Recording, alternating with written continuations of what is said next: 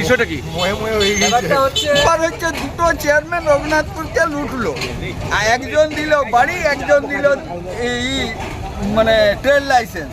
আজকে রঘুনাথপুর বাসী 1.5 কোটি টাকা হারালো, লুট করে পালিয়ে গেছে। আজ এর জন্য দায়ী রঘুনাথপুর পৌরসভা। যদি ট্রেড লাইসেন্স দিয়ে থাকে সেটা নিশ্চয়ই ভুল করেছে। আমাদের রঘুনাথপুর এলাকাবাসী হয়তো বিভিন্ন জেলার খবর শুনেছেন, প্রতারণার শিকার হয়েছে। আজ কিন্তু রঘুনাথপুর শহরবাসীরাই প্রতারণার শিকার হলেন। একজন দুজন ব্যক্তি নয়, শতাধিক ব্যক্তি এই প্রতারণার শিকার হয়েছেন। সবথেকে বড় বিষয় যেটা শুনলাম, কোনো পরিবার তার মেয়ের বিয়ে 3 থেকে 4 দিনের মধ্যে, সেই কারণে সেই জায়গায় তারা পালঙ্ক, ড্রেসিং টেবিল, যত জিনিস দরকার ছিল বিয়ের সামগ্রী, মোটা অঙ্কের টাকা তারা অ্যাডভান্স করেছিল। আশায় ছিল হয়তো আমি সস্তায় পেয়ে যাব, আমার মেয়ের বিয়ে পার হয়ে যাবে। এখন কিন্তু সেই পরিবারের মাথায় পড়েছে বজ্রাঘাত। দেখুন কি বলছেন এলাকাবাসীরা, বিভিন্ন প্রশাসন লেভেল থেকে আরম্ভ করে বিভিন্ন রাজনৈতিকবিদরা এই বিষয়ে কি বলছেন। পুরুলিয়া জেলার রঘুনাথপুর পৌরসভা এলাকায় সাধারণ মানুষের কাছ থেকে লক্ষ লক্ষ টাকা প্রতারণা করে গা ঢাকা দিল কুবের লক্ষ্মী ট্রেডার্স নামক একটি বেসরকারি সংস্থা। রঘুনাথপুর পৌরসভা এলাকার মিশন রোডে অবস্থিত রঘুনাথপুর পৌরসভার তৃণমূলের প্রাক্তন পৌরপ্রধান মদন বরাটের একটি লজে ঠাঁই পাওয়া ওই প্রতারণা চক্রের দ্বারা প্রতারিত হলেন রঘুনাথপুর শহরবাসী। অন্যদিকে ওই বাড়িতেই আবার রয়েছিল লোকসভা ভোটের তৃণমূলের নির্বাচনী কার্যালয়। প্রতারিত হওয়া মানুষজনদের অভিযোগ, কম দামে নিত্য প্রয়োজনীয় আসবাবপত্র সহ বিভিন্ন ইলেকট্রনিক্স জিনিসপত্র দেওয়া হবে বলে কুবের লক্ষ্মী ট্রেডার্স আগামী বুকিংয়ের জন্য প্রচার চালিয়েছিল রঘুনাথপুর শহরে। সেই খবর ছড়িয়ে পড়তে এই দুর্মূল্যের বাজারে আগাম টাকা জমা করে রঘুনাথপুর পৌরসভা এলাকায় বহু মানুষ।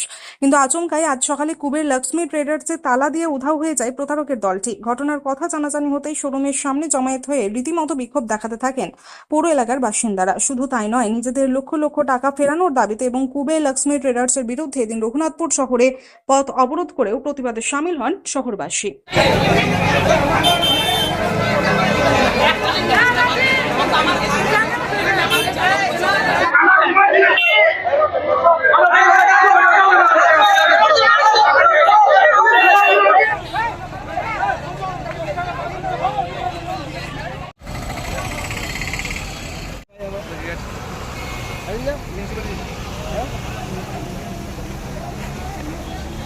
বিষয়টা কি? ব্যাপারটা হচ্ছে ব্যাপারটা যে কুবের লক্ষ্মী চিট ফান্ড যেটা খুলেছিল নতুন দোকানটা, স্কিম ছিল যে মিনিমাম 50% বা 60% বা 40% কম দামে, মানে যে কোনো ইউটেন্সিল থেকে শুরু করে, ড্রেসিং টেবিল থেকে শুরু করে, ডিভান থেকে শুরু করে সব কিছুই দিচ্ছিল ওরা। এবারে সেটার একটা ইয়ে ছিল যে প্রথমে ফুল পেমেন্ট করে আপনি অর্ডার দিবেন, তারপরে আপনি মাল পাবেন। এবারে মানুষ সেটা দিয়েছে, কেউ দিয়েছে 30,000, কেউ 40,000, কেউ 50,000। তাদের ভালো রকম মোটা যখন ইয়ে হয়েছে, তারা কাল থেকে দোকান বন্ধ করে গায়েব।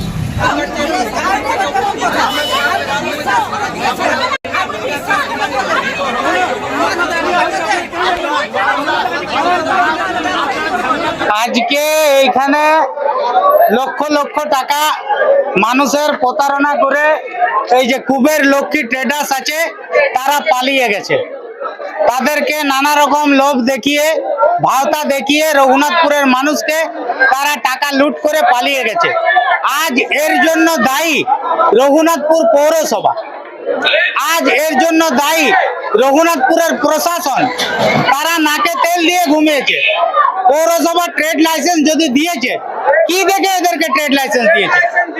এইসব প্রতারণা। তাছাড়া এই জায়গাটি যার, সেও তৃণমূলের প্রাক্তন পৌরপ্রধান, সেও একজন দায়িত্বশীল ব্যক্তি। সে কিভাবে এই ধরনের চিট ফান্ড কোম্পানিকে জায়গা ভাড়ায় দেয়?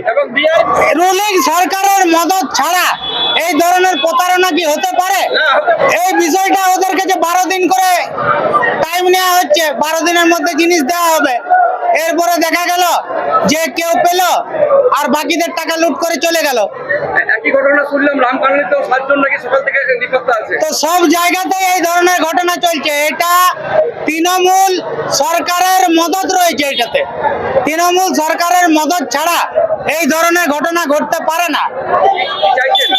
আমরা চাইছি যারা প্রতারিত তারা টাকা ফেরত পাক, আর যে জায়গাগুলো আছে সেই জায়গাগুলো সিল করে দেওয়া হোক অবিলম্বে, এবং যারা প্রতারিত তারা টাকা ফেরত পাক।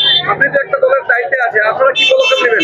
আমরা এর বিরোধিতা করছি এবং দরকার হলে আমরা এদের টাকা পাওয়ার জন্য লাগাতার আন্দোলনে নামবো। আপনার পরিচয়? আমি তারক পরামানিক, আমি রঘুনাথপুর টাউন কংগ্রেস কমিটির প্রেসিডেন্ট। আসল ব্যাপার হচ্ছে দুটো চেয়ারম্যান রঘুনাথপুরকে লুটলো, আর একজন দিল বাড়ি, একজন দিল এই মানে ট্রেড লাইসেন্স। আজকে রঘুনাথপুরবাসী 1.5 কোটি টাকা হারালো। 1.5 কোটি টাকা দিয়ে মানে কি এক একটা ব্যক্তি আলমারি ফার্নিচার কিনতে গেছে অর্ধেক পয়সাতে, আজকে সেই পয়সা দেখছে যে মানে কি ব্যক্তিটাই নেই, হঠাৎ হাওয়া হাওয়া। তাহলে এখানে বলবো পৌর প্রধানকে এবং যে পুরনো পৌর প্রধান এবং নতুন পৌর প্রধান দুজনকেই বলবো, উনি যে বাড়িটা দিয়েছেন উনার তো সব কিছু ডকুমেন্টস দেখে দিয়েছেন, এবং যে নতুন পৌর প্রধান যিনি ট্রেড লাইসেন্স দিয়েছেন সেও ডকুমেন্টস দেখে দিয়েছে। তাহলে এই নাগরিকদের মানে পয়সাটা তো চাই, ফেরত চাই, তো তারা ফেরত দেখ নাগরিকদের পয়সাটা। তো আপনি তো বিরোধী দলের আপনি কাউন্সিলর রয়েছেন পৌরসভায়, আপনি কি পদক্ষেপ নেবেন? আমি জনগণকে এটার জন্য একটা ডায়েরিও করব এবং ইমিডিয়েট যারা এটার সাথে যুক্ত তাদের দিকে পুলিশ প্রশাসনকে বলবো অ্যারেস্ট করার জন্য। আপনার পরিচয়? আমি রঘুনাথপুর 7 নম্বর ওয়ার্ডের কাউন্সিলর, বিজেপি। আজ কিছুদিন আগে 20-25 দিন আগে একটি সংস্থা আছে কুবের ট্রেডার নামে, যেটি এখানে আমাদের মিশন রোডে একজনের কারোর ঘর ভাড়া নিয়ে উনি ব্যবসাটা করছিলেন। ওনার ছিল যে কি আগে আগাম পয়সা দিয়ে যে জিনিসপত্র ফার্নিচার বলুন বা ইলেকট্রনিক গ্যাজেট বলুন উনি 50% দামে দিচ্ছিলেন, ঠিক আছে। এটা টোটালি পুরোপুরি ভুয়া আর পুরোপুরি প্রতারণা করে আমাদের লোকাল পাবলিকের পয়সাটা লুট করে তিনি পালিয়ে গেছেন। আর সকালবেলায় এটার জন্য আজ সকাল থেকে আমাদের রঘুনাথপুরবাসীর হাহাকার মেচে আছে। তারা রাস্তা জাম করেছে, তারা তন্ন হয়ে গেছে। আম পাবলিকের টাকা খেটে খাওয়া মানুষের টাকা নিয়ে পালিয়ে গেছে। আর এখানে মানুষকে আমরা কি বুঝাবো? মানুষ তো আজ তাড়াতাড়ি কারো পয়সা তো ফেরত দিতে পারবে না। ওনারা একটা নিজের থেকে যারা সবাই আম পাবলিক একটা প্রতিবাদ করছে যাতে ওনাদের তদন্ত করা হোক, প্রশাসনের দিকে থেকে একটা আস্থা রাখছে যারা যেন একটা সঠিকভাবে তদন্ত করা হোক, মিউনিসিপ্যালিটির কাছে আস্থা রাখছে মিউনিসিপ্যালিটি যাতে সঠিকভাবে তদন্ত করা হোক আর গরিব মানুষ নিজের পয়সাটা পায়। শুনলাম পৌরসভা থেকে ট্রেড লাইসেন্স পেয়ে তার কাজ করছে। হ্যাঁ, যদি ট্রেড লাইসেন্স দিয়ে থাকে সেটা নিশ্চয়ই ভুল করেছে। এবার কে দেওয়া হয়েছে, কে করেছে সেটা পাবলিক জানুক। আপনারা দেখুন, আপনারাও মিডিয়া আছেন, কংগ্রেস অনলাইনে দেওয়া হলো একটা ভুয়া কাগজকে কি করে ট্রেড লাইসেন্স দেওয়া, এটা পাবলিকের আওয়াজ। আজকে আমি কোনো রাজনৈতিক তরফ থেকে বলছি না, আমি একটা সাধারণ পাবলিক। আমারও 5,500 টাকার মতন আমার এখানে প্রতারণা গেছে। আমরা মায়েরও জিনিস কিনতে। আপনিও এই প্রতারণায় ভুগেছেন? হ্যাঁ, আমিও প্রতারণায় ভুগেছি। 7 নম্বর ওয়ার্ডের কাউন্সিলর, বিরোধী কাউন্সিলর, বিজেপি কাউন্সিলর উনি বলছেন, এবং কংগ্রেসের যিনি টাউন দায়িত্বে আছেন উনিও বলছেন যে 2 চেয়ারম্যান এটাতে মানে জড়িত আছে। দেখুন, যখন পলিটিক্যাল কথাটা বলছি, ওনাদেরকে ব্যক্তিগত কোনো পয়সা কি ডুবেছে? এটা আম পাবলিকের পয়সা ঢুকেছে, এটা আম পাবলিকের কথা। এবার আম পাবলিক জনগণ যেটা বলছে সেটাকে তুলে ধরুন আপনারা। আমি সেটা বলি, এখানে কোনো রাজনৈতিক রং লাগাবেন না। আম পাবলিকের কষ্টের টাকা, কষ্টের মানুষের পয়সা গেছে, সেটাকে আপনারা তুলে ধরুন। আপনি তো একটা পদে আছেন, আপনি কি পদক্ষেপ নেবেন? আমি এখানে কোনো পদক্ষেপ নিইনি। আমি প্রশাসনের কাছে আস্থা নিয়ে বসাই, প্রশাসন যা ডিসিশন নেবে সেটাই আমার পদক্ষেপ। আপনার পরিচয়?